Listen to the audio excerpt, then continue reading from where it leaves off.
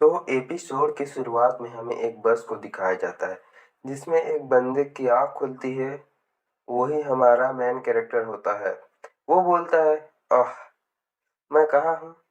क्या यही वो बस नहीं है जिससे मैंने उस गर्मी की छुट्टी में सिसुई काउंटी से अपने सीनियर ईयर के लिए यात्रा की थी।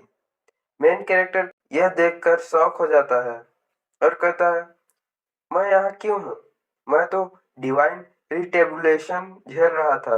मैं चेन फैन हूँ, बेइक्शुआन का इमॉर्टल किंग। मैं हाईएस्ट मार्शल आर्ट के इमॉर्टल मास्टर का डायरेक्ट डिसाइपल हूँ। 30 वर्ष की उम्र में मुझे अर्थ से ले जाया गया था और मैंने इमॉर्टल कल्टीवेटर का पाथ अपनाया। अपनी असाधारण प्रतिभा के दम पर मैंने 500 साल की कल्टीवेशन के बाद ही डिवाइन रिट्रिब्यूशन सहने की अवस्था प्राप्त की। मैं हेवन में जाने वाला था। मैंने यूनिवर्स के सभी स्पीशीज से युद्ध किया, हर लड़ाई जीती। इसी कारण मुझे बेइक्शुआन के इमॉर्टल किंग के रूप में रिस्पेक्ट दिया गया। दुर्भाग्यवश मैं डिवाइन ट्रिब्यूलेशन के दौरान गिर गया।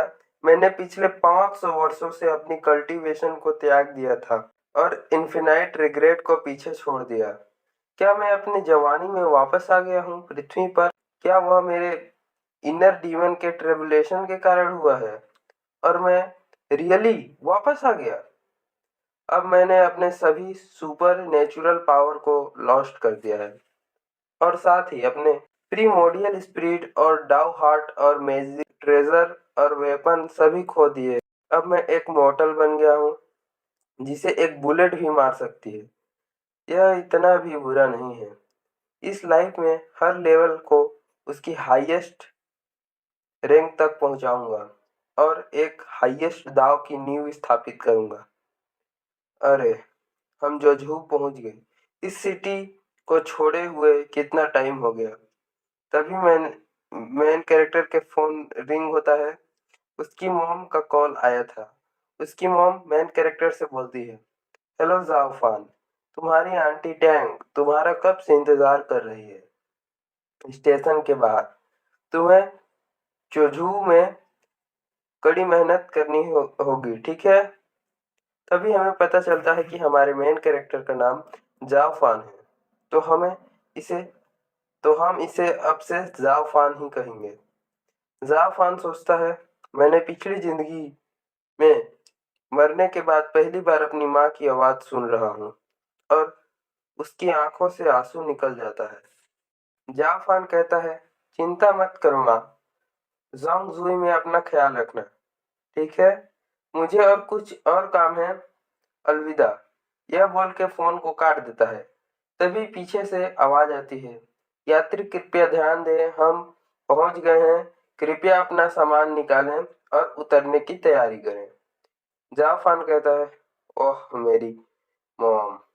तभी जाफान बस से नीचे उतर कर बोलता है, फिर से 17 साल का होना।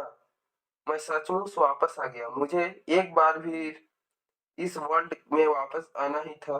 तभी हमें जाफान की आंटी और उसकी बेटी को दिखाया जाता है जो जाफान का इंतजार कर रहे थे। आंट टेंग की बेटी कहती है, मॉम वो कब आएगा? क्यों ना आप उसे फोन करके जल्दी आने के लिए कह दें।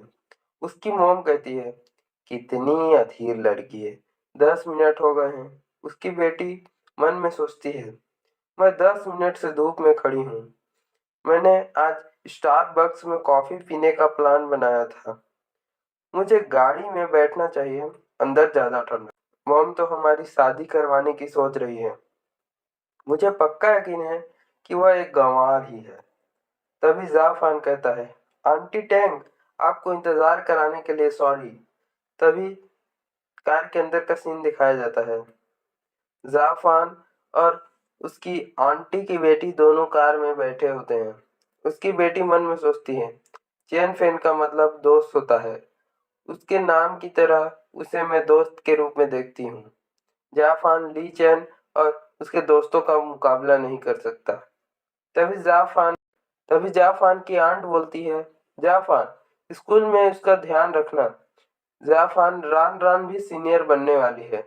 जाफान कहता है, अब वह मेरी सिस्टर जैसी है। आंटी टैंग, आप चिंता मत करो, मैं उसका अच्छे से ख्याल रखूंगा। ज़ियाफान मन में सोचता है, एक लड़की थी जिसे मैं कभी प्यार किया करता था। उसने मुझे चीट किया और फिर मैं उसे धीरे धीरे भूल गया। उसका नाम जियांग चुरान था। तो जो टैंग की बेटी है उसका नाम रान रान है, तो उसे हम अब रान बुलाएंगे। ज़ियाफान रान से कहता है, अगर तुम्हें किसी भी चीज की जरूरत होगी तो मेरे पास आ जाना। रान कहती है, अच्छा, जब मैं तुमसे कुछ पूछूं तो अपना प्रॉमिस मत भूलना। रान मन में सोचती है, मेरे फादर एक इम्पोर्टेंट गवर्नमेंट ऑफिसर हैं और मेरी मॉम $10 मिलियन कंपनी की मालकिन है। मुझे तुम्हारी हेल्प की क्या जरूरत है? आंटी टैंग कहती है, हम पहले तुम्हारे अपार्टमेंट में तुम्हारा सामान छोड़ने जाएंगे, फिर लंच करने के लिए हम मेरे घर पर चलेंगे, ठीक है? फिर वे लोग जाय फान के अपार्टमेंट के बाहर रुकते हैं। आंटी टैंग कहती है, तुम्हारा अपार्टमेंट यांगुई लेक के पास है, जो काफी ज्यादा खूबसूरत है और यह तुम्हारे हाई स्कूल के बहुत करीब है। चलकर केवल 10 मिनट लगते हैं। अपार्टमेंट के अंदर का सीन दिखाया जाता है और आंटी टेंग बोलती है, इस अपार्टमेंट में 3 बेडरूम और एक हॉल है। यहाँ आराम से रहो और पढ़ाई करो, किराए की चिंता बिल्कुल मत करना। जाफान उनको थैंक यू कहता है। आंटी टेंग कहती है, तुम्हारी माँ ने मुझ पर भरोसा करके तुम्हें मेरे पास भेजा है, तुम्हारा तो ख्याल रखूंगी ही ना। रान मन में सोचती है, ये दोनों अच्छे से घुल मिल गए। और टैंग आंटी टैंग कहती है, चलो लंच के लिए मेरे घर पर। तभी हमें लॉन्गजिल विला का सीन दिखाया जाता है। आंटी टैंग कहती है, हमारा पड़ोस जोझू में अच्छा नहीं है। हमारा हम यहाँ हैं यंगुई लेक के अलावा जुजू में सबसे पॉपुलर प्लेस यूनुओ माउंटेन है। रियल हाई ग्रेड के लग्जरी विला यूनुओ माउंटेन पर है। ऐसा कहा जाता है, हर सुबह घर क्लाउड से और धुंध से घिरे रहते हैं, मानो क्लाउड्स के समुंदर और पर्वत हों। लेकिन मुझे लगता है कि मेरा घर काफी अच्छा है। यूनुओ माउंटेन विला बेहद खूबसूरत है, लेकिन मैं सचमुच वहां रहने के सपने नहीं देखती। जियाफान कहता है, अगर आपको यह सच में पसंद आया तो भविष्य में मैं जब पैसे कमाऊंगा तो आपके लिए कुछ खरीदूंगा। तब आप हर सुबह उठते ही बादलों का विशाल सागर देख सकेंगे। आंटी शौक होकर कहती है, क्या? बहुत बढ़िया, मुझे इसका बेसब्री से इंतजार रहेगा। और तुम्हारी माँ को भी वहां ले जाऊंगी और हम लाइफ के लास्ट पलों को एंजॉय करेंगे। और हम साथ में शॉपिंग करेंगे, ब्यूटी ट्रीटमेंट भी ले सकते हैं। तभी वे सभी अंदर घर में आ जाते हैं और जाफान के अंकल कहते हैं, इसमें इतनी हंसी की क्या बात है? मैंने बंद दरवाजे के पीछे से तुम्हारी हंसी सुनी। जाफान कहता है, hello uncle Jiang. Uncle Jiang कहते हैं, आंटी कहती है, जियान बैठ जाओ। जियाफान बैठ जाओ, मैं तुम्हारे लिए कुछ किचन से खाने को लाती हूँ। सभी डाइनिंग टेबल पर बैठ जाते हैं।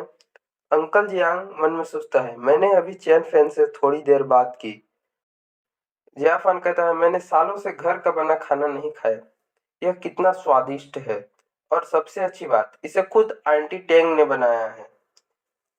जियाफान मन में सोचता है, आंटी टेंग भोली, दयालु और खूबसूरत है और उन्हें खाना बनाना भी बहुत अच्छे से आता है। दुर्भाग्यवश उन्होंने सत्ता के भूखे जियांग से शादी कर ली।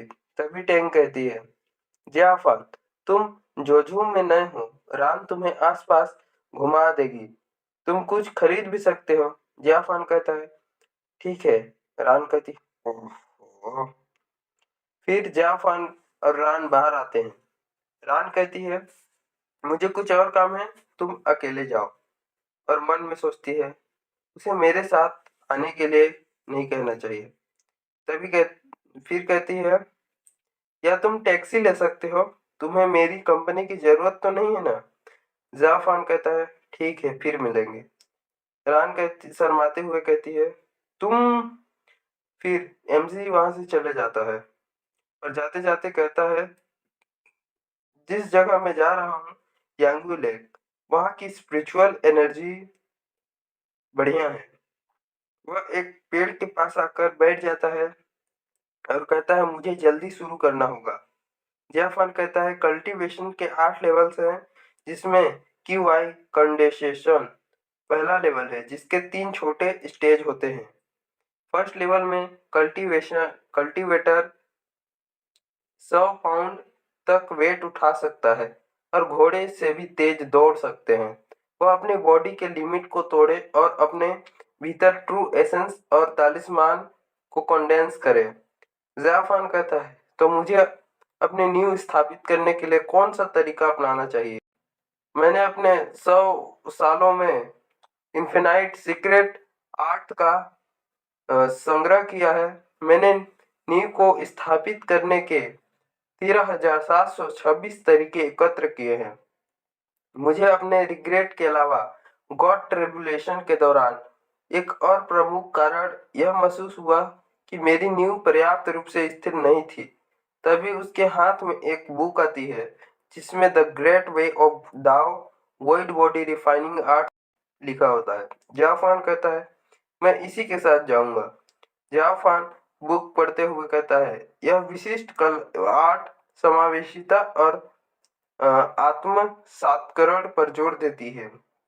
अब जबकि मैं पृथ्वी पर कल्टीवेट का अभ्यास कर रहा हूँ जहाँ स्पिरिचुअल एनर्जी लगभग समाप्त हो चुकी है, तो मुझे अपनी कल्टीवेशन को सरल बनाने के लिए कई मेडिसिनल मटेरियल ट्रेजर्स और इविल एंड इंड एनर्जी पर निर्भर रहना होगा। तभी वह बुक बंद करके कल्टीवेशन स्टार्ट करता है। वह शाम तक कल्टीवेशन करता है, रात को भी पूरी रात तक कल्टीवेशन करता है। सुबह हो जाती है तभी उसके ऊपर से एक गोल्डन लाइट आसमान की तरफ जाती है।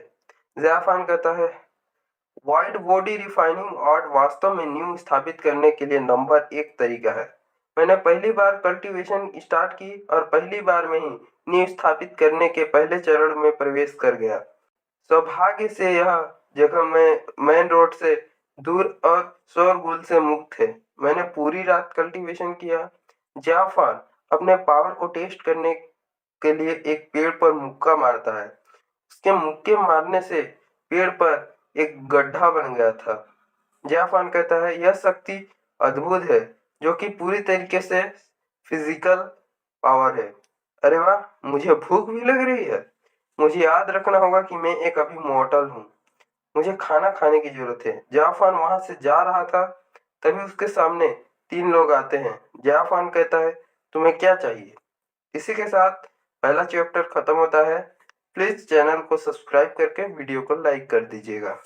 तो एपिसोड की शुरुआत में हमें एक बूढ़े आदमी को दिखाया जाता है जो कहता है शायद दौड़ता हुआ कोई युवक संयोगवश वहां से गुजर गया होगा। जाफान उनकी ओर देखते हुए मन में सोचता है नहीं, उसका ट्रू एसेंस बहुत ही ज़्यादा कमज़ोर है और कंडेंसन बहुत ढीला है और एक रियल कल्टीवेटर के मुकाबले हजारों गुना कमज़ोर है। और उसके सामने खड़ी लड़की की ओर देखते हुए कहता है। जाफान मन में सोचता है क्या उसके शरीर में ट्रू एसेंस का अंश है? क्या वह इमॉर्टल कल्टीवेटर है? उसके पास इंटरनल पावर तो है लेकिन उसकी क्वालिटी एक कल्टीवेटर के ट्रू एसेंस पावर से निम्न स्तर की है। तभी वह लड़की जाफान से कहती है हे, तुम क्या देख रहे हो और तुमने अपना सिर क्यों हिलाया?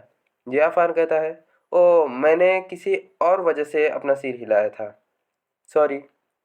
तभी उसके सामने एक हट्टा कट्टा आदमी आता है और जाफान से कहता है एक पल रुको। जाफान कहता है क्यों बूढ़े आदमी? फिर वही हट्टा कट्टा आदमी कहता है थोड़ा रिस्पेक्ट दो। तभी वो ओल्ड मैन कहता है जाहिर है मेरी पोती को देखकर तुमने अपना सिर हिलाया होगा। क्या तुम मुझे इसका कारण बता सकते हो? जाफान कहता है मैंने तुमसे कहा था कि इसका उससे कोई लेना देना नहीं है।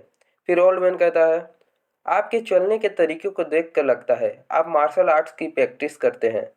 मेरा नाम वही फू है। क्या मैं पूछ सकता हूँ आप कहाँ से आए हैं और आपके मास्टर कौन हैं?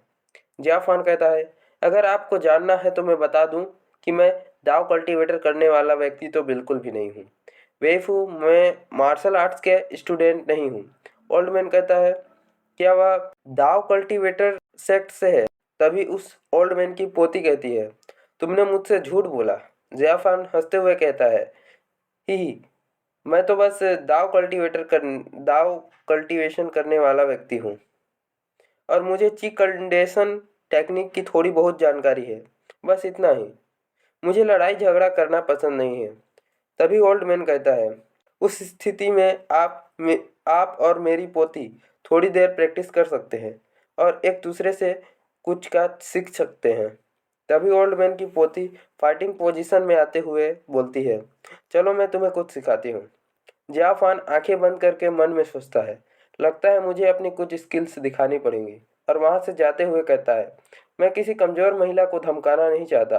वह लड़की जियाफान से कहती है, तुम किसे कमजोर औरत कह रहे हो। फिर जियाफान एक पत्ती को तोड़ता है और उसे अपने हल्के पावर के साथ उस लड़की की ओर थ्रो करता है। वह पत्ती लाइट की स्पीड से जाती है। ओल्ड मैन अपनी पोती से कहता है, बच के रहना। लेकिन वह पत्ती उसके कुछ बालों को काटते हुए और उसके गाल पर कट लगाते हुए पेड़ पर जाकर लगता है। वह लड़की कहती है, यह क्या था, और अपने गालों को छूकर बोलती है, खून।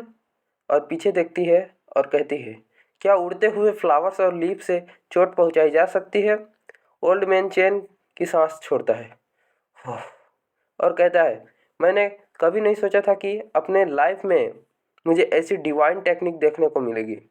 एक टीचर के सामने मैं और मेरी पोती उतावले हो गए थे। ओल्ड मैन मन में सोचता है, मुझे उम्मीद नहीं थी कि यह लड़का मार्शल आर्ट का एक गुमनाम उस्ताद होगा। तभी वह बॉडीगार्ड कहता है, मैंने पहले ऐसा स्किल्स नहीं देखा। यह इतनी तेजी से हुआ कि मैं अपना गन निकाल नहीं पाया। वह लड़की कहती है, तुमने इस मुलायम पत्ते से मेरे बाल बाल काटे और पेड़ से टकरा दिया, ये कैसे पॉसिबल है। जाफान कहता है, यह तो बस थोड़ी सी किवाई कंडेंसेशन टेक्निक है, इसमें कुछ खास नहीं है। ओल्डमैन कहता है, सर यह आपके लिए मामूली टेक्निक है, हमारे लिए यह किसी मिरेकल से कम नहीं। वह लड़की सोचती है, ग्रैंडफादर ने उसे सर कह के पुकारा। ज़ियाफान कहता है, आपने कहा कि एक मास्टर वही कर सकता है जो मैंने किया। ओल्ड मैन कहता है, हाँ, एक मास्टर मार्शल आर्ट्स के शिखर पर होता है, जो मोर्टल्स लोगों की लिमिट से परे है। वह अपनी इंटरनल एनर्जी का उपयोग कर सकता है और कुछ ही फीट दूरी पर स्थित खड़े व्यक्ति को आसानी से मार सकता है। आप खुद एक मास्टर हैं सर, क्या आपको यह नहीं पता। मार्शल आर्ट के क्षेत्र में यह तो एक जर्नल नॉलेज की बात है। जाफान मन में सोचता है, ओह इंटरनल पावर। जाफान कहता है, मैं वास्तव में सिर्फ एक दाव कल्टीवेटर हूँ और एक छोटी सी क्यूआई कंडेंसेशन टेक्निक थी, और आपने जो कहा उसे मैंने कभी नहीं सुना। ओल्डमैन कहता है, दाव कल्टीवेटर, और मन में सोचता है, क्या वह वाकई में मैनिफेस्टेशन का मास्टर नहीं है। इसी के साथ यह चैप्टर खत्म होता है और नेक्स्ट चैप्टर के लिए वीडियो को लाइक करके चैनल को सब्सक्राइब कर दीजिएगा और नेक्स्ट पार्ट कमेंट कर दीजिएगा। Thanks for watching.